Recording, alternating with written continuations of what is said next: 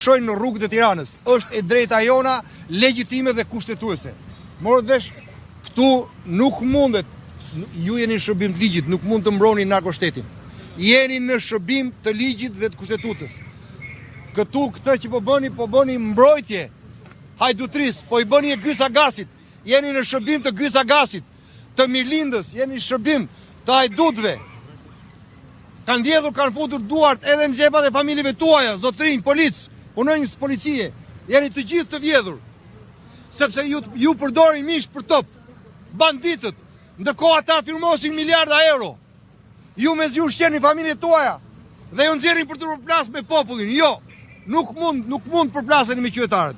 Ju nuk mund përfaqësoni narkoshtetin. Ju duhet të jeni simboli i ligjit dhe i shtetit.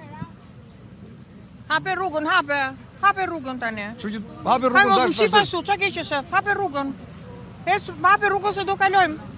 Po jo, te kjo rruga këtu duhet kaloj. Jo, më këtu duhet kaloj.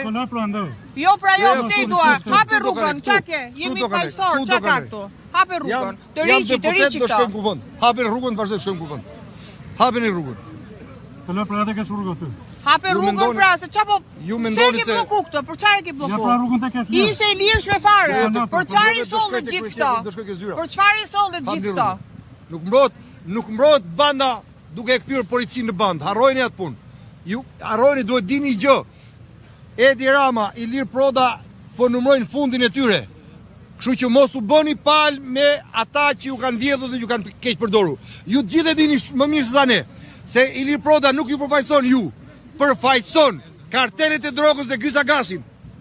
Dhe ju e dini shumë mirë si mund të shërbeni.